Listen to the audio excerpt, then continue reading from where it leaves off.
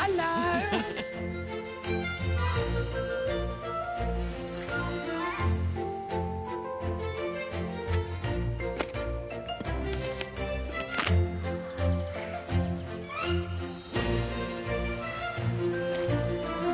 First in the barn today, Neil Maverley from Stafford.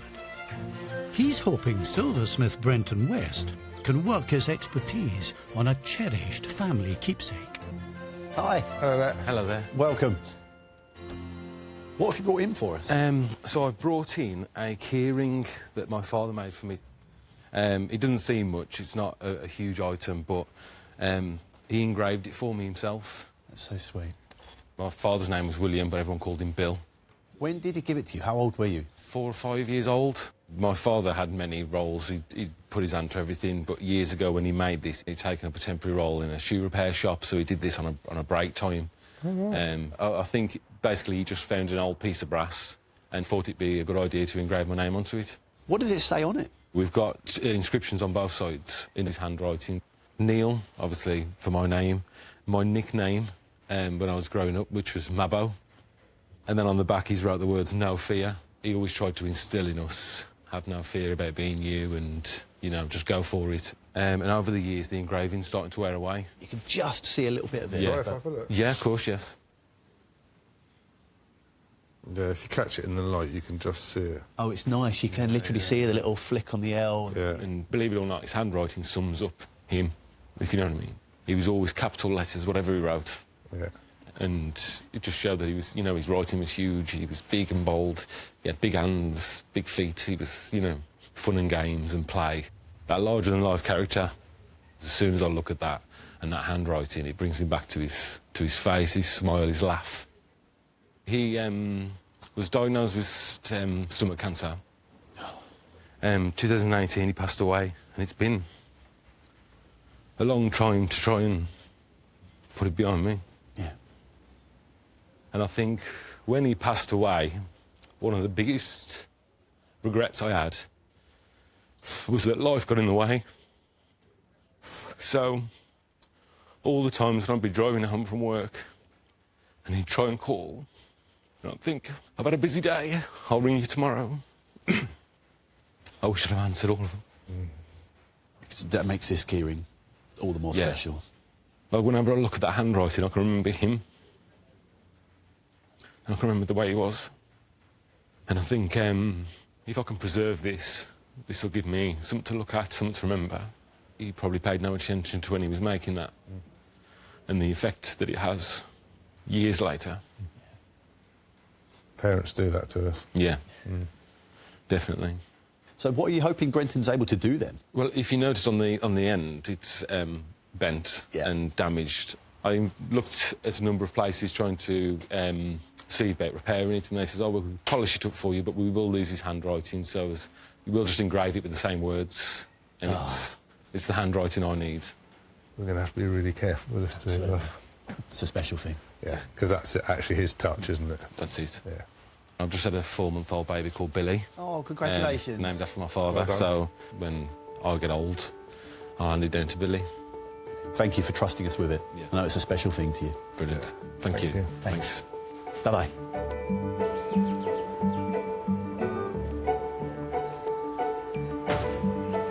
That engraving is so faint, isn't it? I'm going to be so careful. Well, good luck. Thanks. You'll be all right.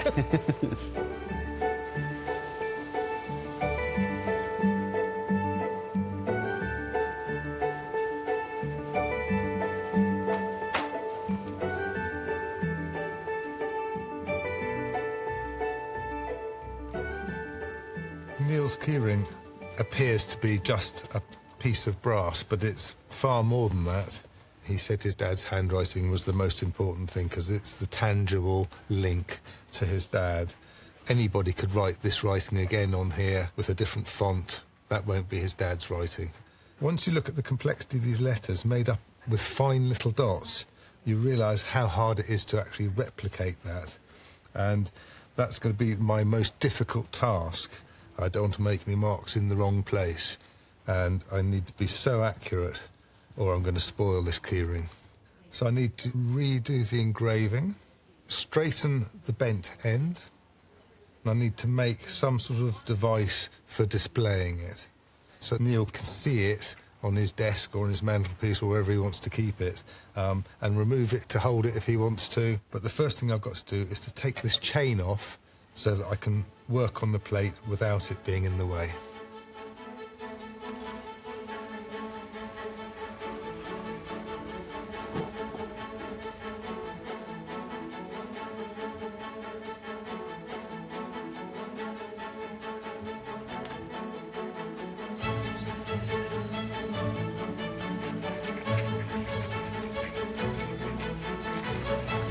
Next to arrive, sisters Lynn Timmins and Gail Rowley are hoping clockmaker Steve Fletcher can revive a treasured toy. Hello. Hello. Hello. You? What's inside this lovely box? It is clockwork turkey. Well, this is a first, Steve. It belongs to our mother, Helen. This was a toy from her childhood. It was something that she really treasured, and she would mention it quite a lot. So we've always known about this turkey. What a cool toy to have as a child. Yeah. She had a love of animals, grown up on a farm, so it was a dairy farm predominantly in Northern Ireland, just outside Downpatrick. But apparently at Christmas time they kept turkeys and it was extra money for them. There's a few photos we have of them sitting with a field of turkeys behind them. My mum, she'd always talked about this turkey as being one of these pride and joy toys. I think sort of growing up sort of times could be quite tough. Sometimes a hand-to-mouth existence on farms, and sort of any possession was quite treasured. And when she sort of moved over to Scotland, she wasn't a farm anymore, so it's a kind of direct link to her rural roots as such. It only recently came back into her possession. We thought it lost. My mum's 75th birthday, I was looking for photos of mum's childhood. Yeah. So my aunt sent over a big box of photos, and in the box was the turkey. Turkey. She was really delighted when it turned up. She was really touched that it'd come all the way back from Ireland, and it gave her some joy. After how long? Oh, years, Yeah, like- must be since the 70s, I would Really? say. Yeah. A long time. That's great, isn't it? She turned 75 last March, and then she passed away in the October. I'm sorry to hear that. So she didn't have long being reunited with it, but long enough, I suppose. What's this supposed to do? Apparently, it used to be able to walk, and as it walked, its tail would go up and down. Is there like a wind-up Yeah, it's a mechanism? clockwork, yeah. Have you ever seen it working? No, Never. no.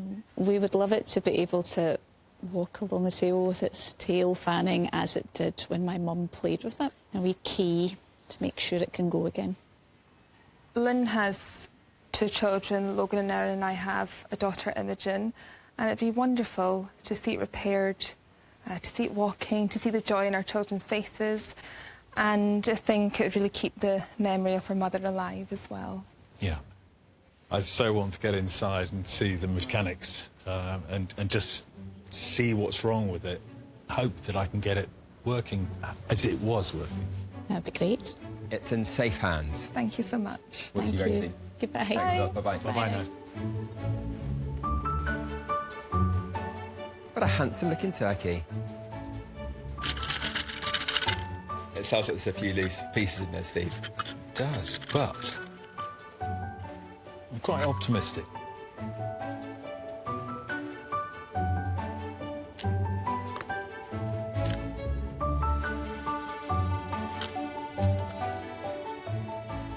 I absolutely love these toys. They look quite simple things, but I know they're not. So the first thing I'm going to do is take it apart and see just how much repair work I've got to do to the mechanism.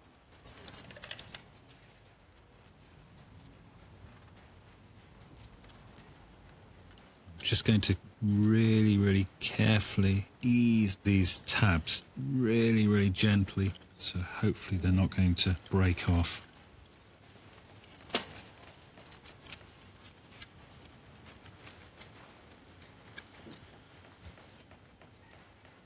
So the first thing I can see is there's a loose wheel, and that is what was rattling inside.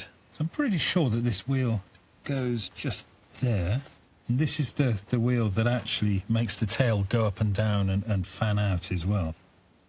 And the mainspring is actually broken.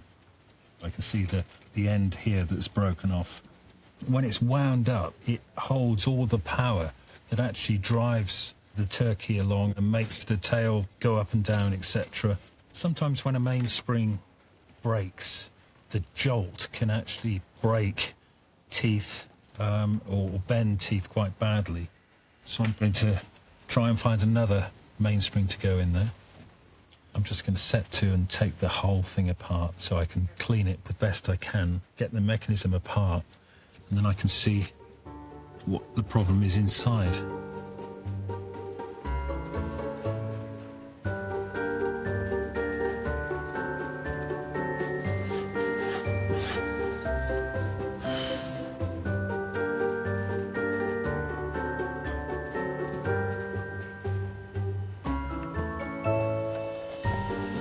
At his workbench, Brenton is tackling the next part of the keyrings repair, straightening out the brass.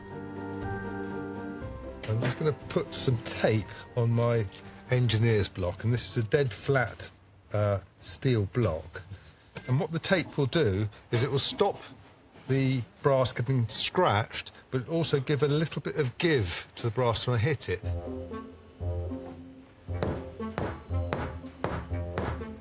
I've got a soft-faced hammer, and I need to hit the raised parts down.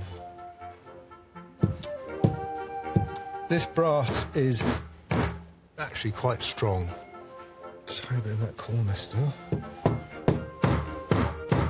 So that dent's come out of that quite nicely. It's as flat as it's going to be. It's got some stories to tell. These marks are part of its wear and tear.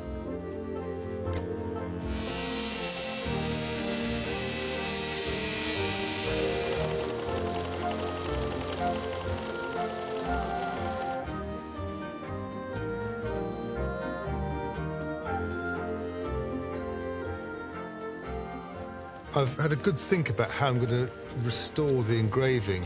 The way it was engraved was with a oscillating engraver, which is a sharp point vibrated very quickly with a little electric motor. Now, if I got an oscillating engraver and tried to follow, it's like trying to sign a signature over someone else's signature. You can't do it the same. So what I'm going to do is punch individual dents in exactly the point where the dents are in Neil's keyring. It's a bit of a daunting task because there's hundreds and hundreds of little dents there, so I'm going to have a practice on some spare brass. I hope this is going to work. Goggles on because I can't see with ordinary glasses. And I've sharpened my punch to the correct point.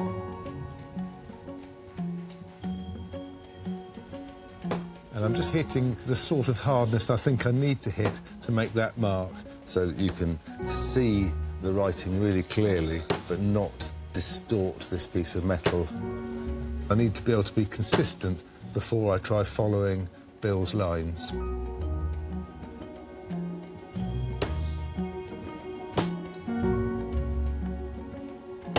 I've had a practice go, and now is the time, I think, to have a go on the real thing. I'm very scared because one punch out of place will ruin this keyring. I'm really going to have to concentrate and use Bill's adage, no fear.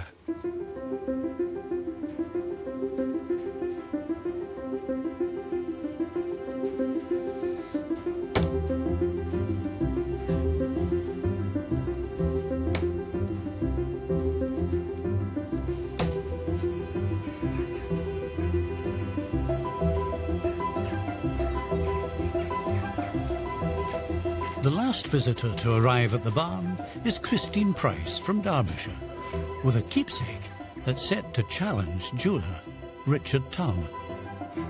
Hi. Hello. Welcome to the barn. What have you brought in? It looks like a piece of jewellery. It is. Richard, this is one for you. Hello there. Hello. What do you have for us? It's a signet ring. OK. Is it? Goodness me. Belonged to my father, Philip. My mother, Ethel, bought it for him for their engagement, and then he had an accident at work. He was a cabinet maker, and he got his arm caught in one of the machines. Oh, no. So the hospital had to cut the ring off. Oh. And it actually says, Philip, love Ethel, and it's 1949. You know the story? How they first met? I do, yes. So Dad started work at 15, and my mum actually joined the same company, and that's how they met. They got engaged, they got married, and a couple of years later they had my eldest brother Peter, then my next brother David, and then I came about 9 years after David, and I was a mistake apparently. Oh, don't. Seriously, I was a mistake. You're the youngest child then? I'm the youngest. And Daddy's girl, of course. Of course. My mum and Dad, they celebrated 71 years of marriage. 71 years. And it was magical. Even when they were both near the end, they both went into a nursing home, and the ambulance came to pick them up. We followed in the car behind, and when we got there, the ambulance lady came to me and she said, your mum and Dad held hands the whole way on the journey, and that's how they were. Even after 71 years? 71 years. Amazing. So you got quite a few pieces there. Can I have a look? Yes. When was this accident? Do you remember? 1951. Really? So it only lasted 2 years. We didn't know it existed. Basically what happened, my father passed away last year, and my mum then passed away 3 months later. So then we were clearing out the bungalow, and that's when I found this. It was meant to be, because my dad was PM Philip Morse, and it's inscribed on the front, and it'll go to my older brother, Peter Morse. And my brother, Peter, has recently been diagnosed with Parkinson's. Oh, I'm sorry. So he's had quite a rough time of it, losing mum and dad, and then to have this diagnosis. Oh, bless him. So I just want to have a bit of a get-together, a party, and that's when we're going to present it to him. That's so sweet. If I'm able to repair this, we've got to make it to the correct finger size. Yes. For your brother, Peter. Yes. I can tell you that it's P. And it just really wants to be brought back to life. Yeah. It needs to be polished, look shiny. Oh, you want it nice and shiny as well? Please. Like it did, I guess, when your dad first got given it. Yeah. Well, Christine, thank you so much. It's been a pleasure meeting you. Thank you. See you later. Bye. I've got a few pieces to work on there, haven't I? Good luck. Thank you very much, Dom. I'm going to need it.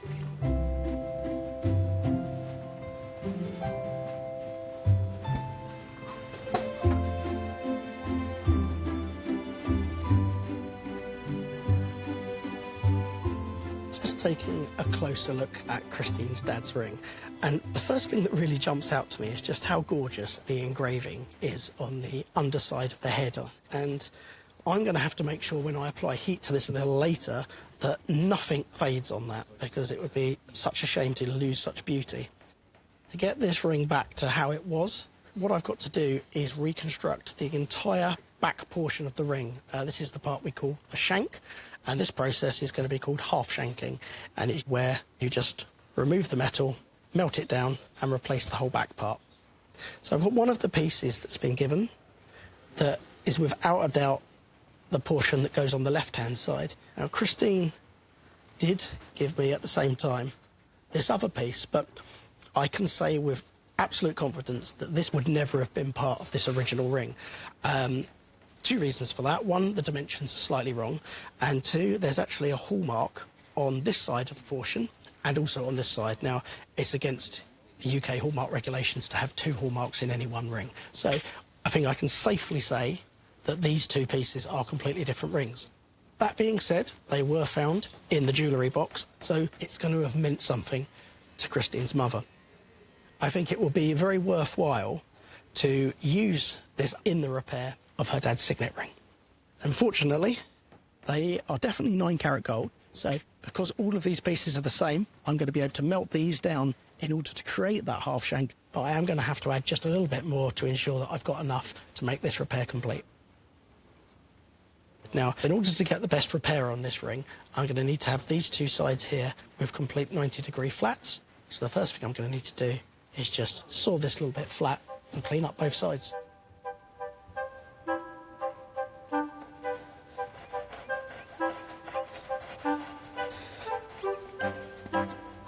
Got that fabric you was after. Perfect. It's all right.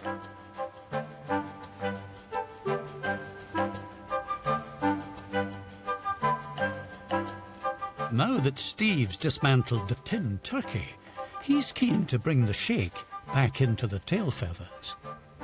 I've cleaned this half of the turkey up, and I'm quite pleased with the way it's looking now.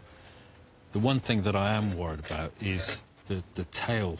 It does work to a degree, but it's really quite tough, and I think that the mechanics are not going to drive this at all because it's so rough. It's been played with so much that you can see it was a favourite toy. I'm just going to try and clean it the best I can, and the parts that actually rub on each other, I'm going to take off the little bits of rust. So I'm using a microcrystalline wax, and as well as cleaning off all of the dirt and the rusty surface, it also leaves a little layer on there which will help lubricate it to allow it to work really smoothly. I'm using the point of the cocktail stick as well, just to get right into the corner there. And actually it's cleaning up really well.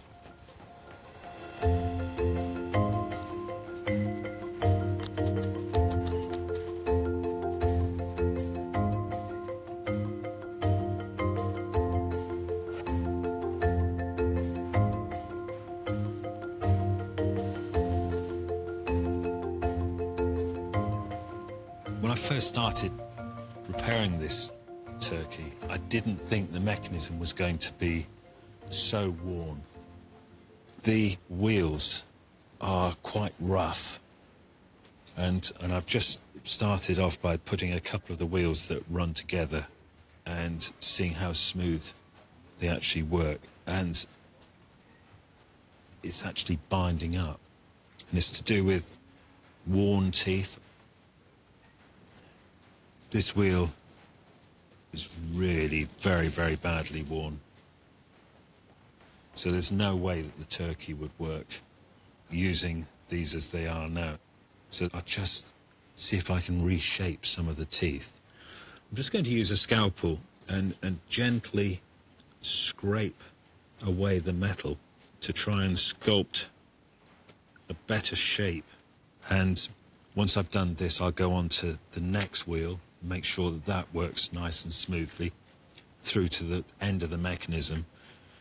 And once I've done it all, I can put the new mainspring in, and hopefully the whole thing is going to work beautifully smoothly.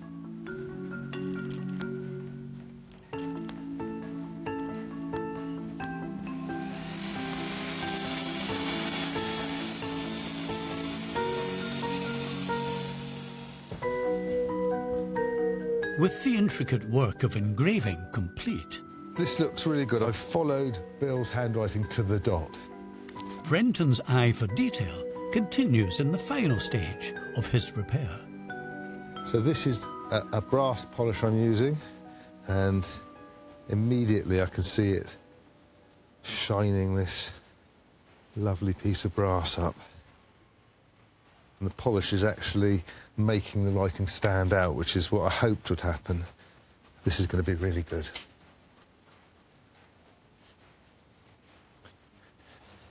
Yes, that's great. Absolutely fantastic. When Neil sees his name and the family motto on the back, I'm hoping that he hands that motto down to his son, little Billy, and he can tell him the stories of his grandfather. With the brass keyring and his dad's handwriting preserved, Neil's back to collect the special family treasure. Neil. Hello. Hello, you're right, are you? Yeah. Welcome back. How have you been? Excited, nervous, just because it means so much to me. It's such a great deal. I think especially the concerns over the handwriting as well, to be able to preserve that and protect it going forward. Yeah. I'm really, you know, excitedly nervous. Yeah, well, not for much longer. Yeah. I hope you like what we've done with it. Yeah, brilliant.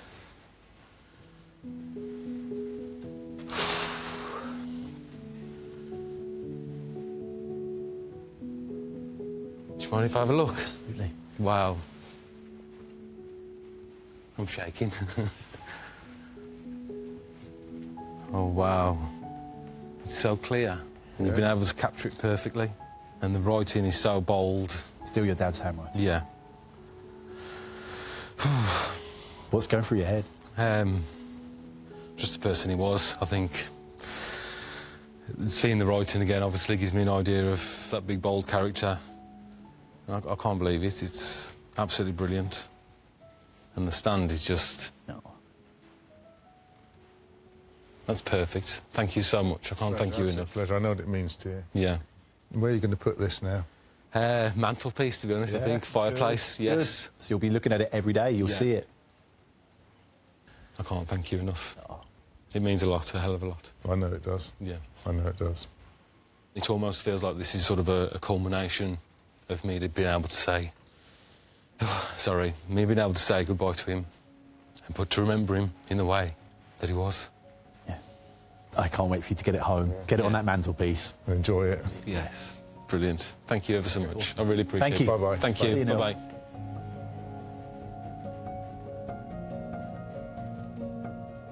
I get quite upset when I think about the fact that my father's not here with us anymore.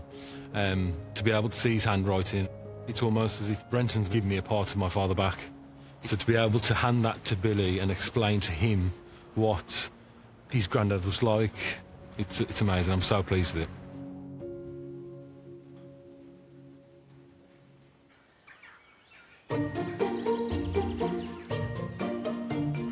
Morning, Will. Morning, Chris.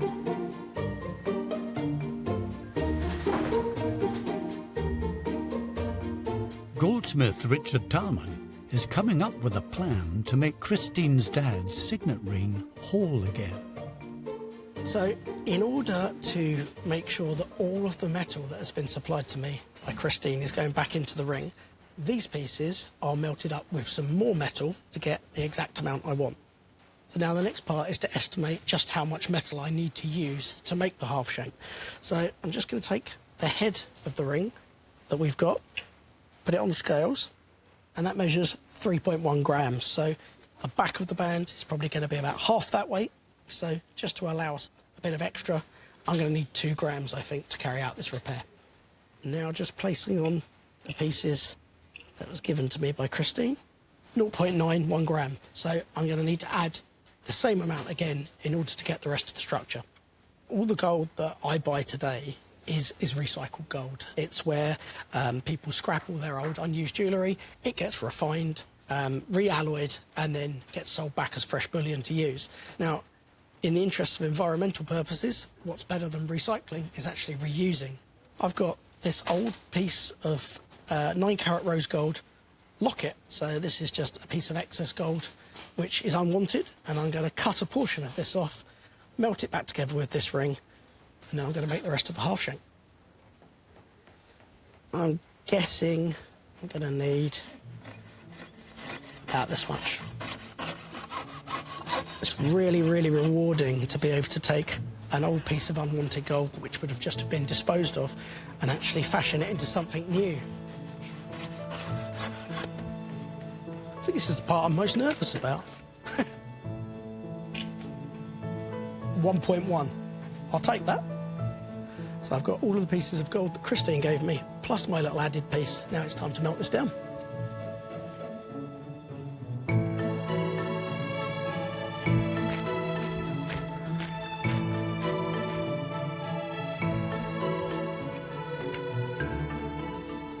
I'm now going to melt this down in a ceramic crucible, and we're going to pour it into a skillet.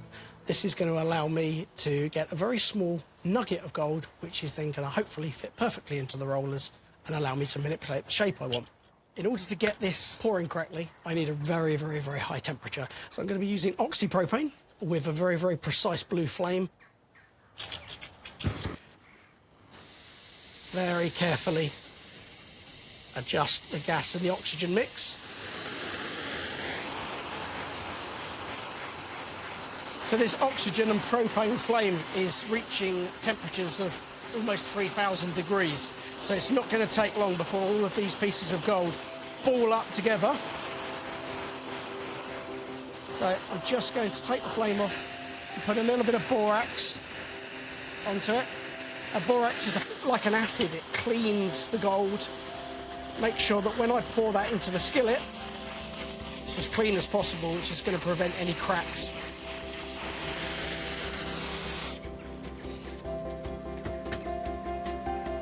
So there's the freshly poured bit of gold. It's pretty black at the moment from the oxidisation, but as soon as I drop it into the acid, that will clean off all the oxidisation and the rest of the flux. That's going to be ready for me to put through to the mills.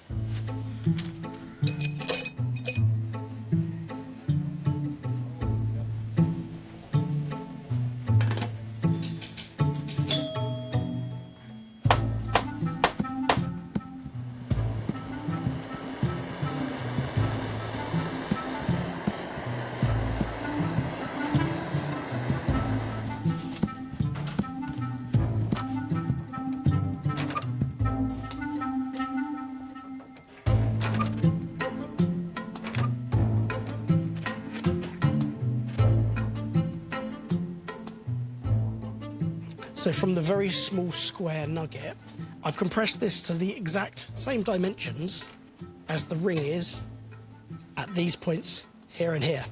So the plan now is to make that metal into a C shape.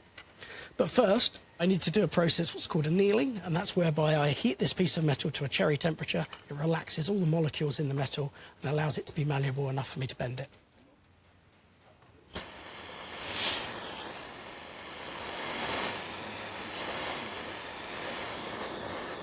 Okay, and into some water to cool it down.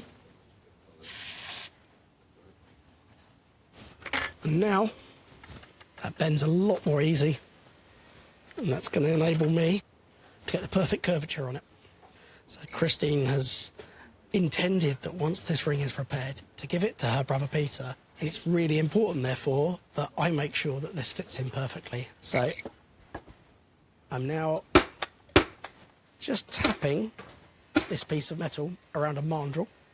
It's a matter of pulling the ring tight to the point whereby it's his finger size, and then just giving it a bit of a tap. And there you go. And once that's soldered, it'll be just a case of filing it up and making it look like a ring again. I'm really looking forward to showing this to Christine.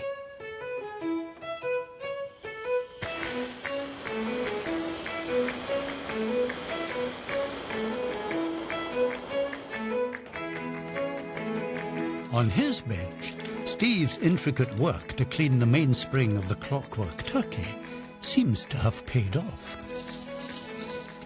I managed to find a key from my spares. It's actually a key from an old toy as well, which is quite nice. And it fits lovely and snug. I just need to pop on the other leg now. Make sure I get the foot round the right way. Now that I've got the mechanism working, the feet are walking, the tail feathers going up and down and spreading out correctly, I just need to get the body on. And once the body's on, I'm really hoping it's going to walk properly and do everything it's supposed to do.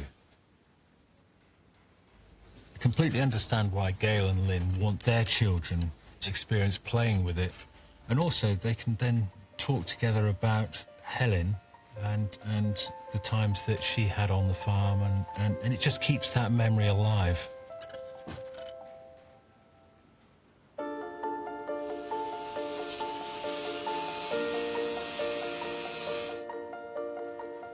That looks nice and clean now. Yeah, it is. Yeah, it's come up really well. And the paintwork is all original. I haven't touched anything up at all. So... What, you've just cleaned it, that's it? Yeah.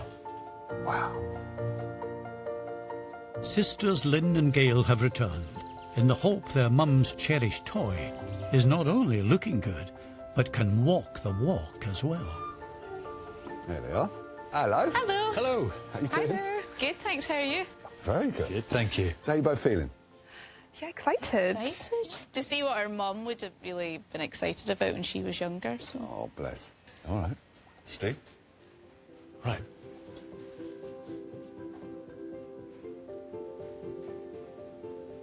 Oh, look at the Yellow feet. Oh, it's standing up. That's great. Oh, it definitely looks happier. Very good. So you're both looking at us, thinking you want to know what it does, right? Yep. Okay. Best do them the honours, man.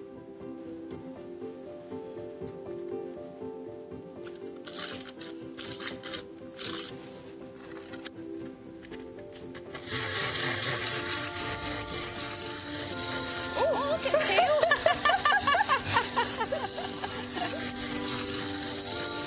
It's coming for it. Oh, look. Oh, that's great. Oh, that tail is amazing, isn't it? The tail's really... I didn't think the tail would be as animated as that, yeah. Oh, that's great. Thank you very much. Wow. Colours are lovely, aren't they? They are lovely, yeah. For a little kid, this must have been quite amazing, isn't it? Just seeing that. Like that, doing that. Oh, I can't believe you got it to go. I think Steve's thinking the same thing as well. I'm so pleased that it works as an old piece. Yes. So I would say be very, very careful with it. And the grandchildren, are they going to have the chance to play with it or supervise? Supervise. A demonstration. That's what I like. Yes. Demonstration. Demonstration sounds really good. Yeah. Demonstration. But they can look at it. They can look at it from afar. And remember That's Granny. lovely. So it's good. It's yours now. Fabulous. Thank you. Thank you. Okay. Thank you so very much. much. No Thank problem. you. You guys take Bye-bye care now. now. Bye-bye.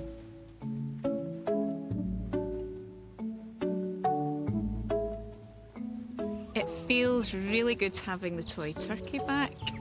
It was really amazing to see it walking across the table and flapping its tail, and it's kind of almost been like a kid again yourself watching it back. It feels quite emotional, actually, to have the turkey fix. For an item that she spoke about so fondly from all of her childhood, it's really lovely to see it. It represents my mum growing up in the farm, just kind of a legacy to her, and yeah, just really nice memories of our mum. It's been lovely to do this together, actually, and Mum would be delighted. Really lovely.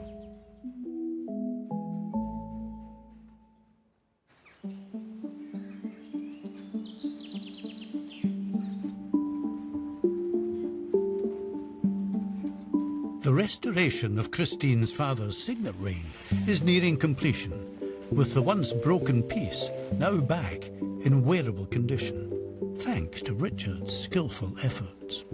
So I've just got the back part of the shank attached to the head of Christine's dad's ring and sandpapered all the way around the inside of the ring. So I'm really happy the half shank just runs seamlessly into the inside of the head. Now I just need to finish filing the back of the ring, and it's important that I just take off enough metal so that we don't see the solder line, but any more metal than that and I'm going to start jeopardising the pattern on the shoulders. So it's a very, very gradual process. It's always the tortoise wins the race. It's really, really nice to see this ring coming together again, as it symbolises a lifetime of love between Christine's mum and dad, and I think it's important to make sure that it's repaired well enough to be given to her brother and just be a wonderful memory of that love story for many, many generations to come.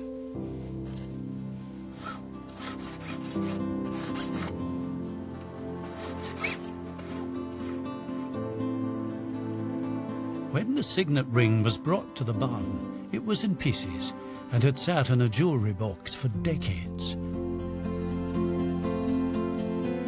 Now Christine has returned, in the hope this family keepsake is complete and can be gifted to her beloved brother, Peter.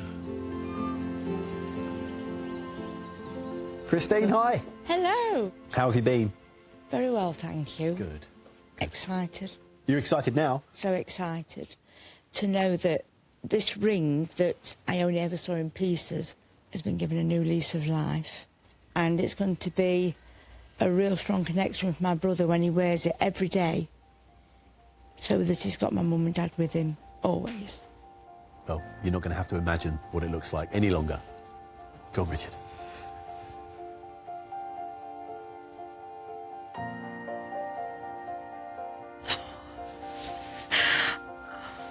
Oh my God. Oh, thank you. Oh. Thank you so much. Didn't think I'd feel like this. It's incredible. I just feel like they stood at the side of me. Thank you. Welcome. It's amazing. It's absolutely amazing. And it felt so thin and delicate, but it feels really sturdy and strong. The other pieces of metal that you left, those have all been melted together and they're back within the ring. So every piece that you provided us is back because that's within. solid. I never imagined this. I really didn't. See, you can't take your eyes off it. Where's it taking you back to?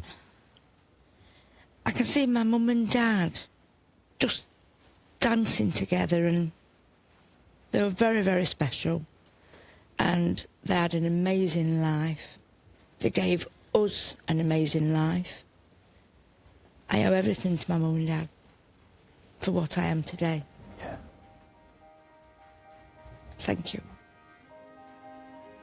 Well, I hope your brother enjoys it. Oh, gosh. Can't wait. Thank you. Lovely to meet you, Christine. Bye-bye.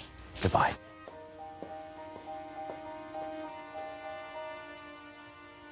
I think seeing the ring in one piece, I can just feel the connection and the love that my mum and my dad shared for 71 years. And the fact that I can give it to my brother is going to be amazing.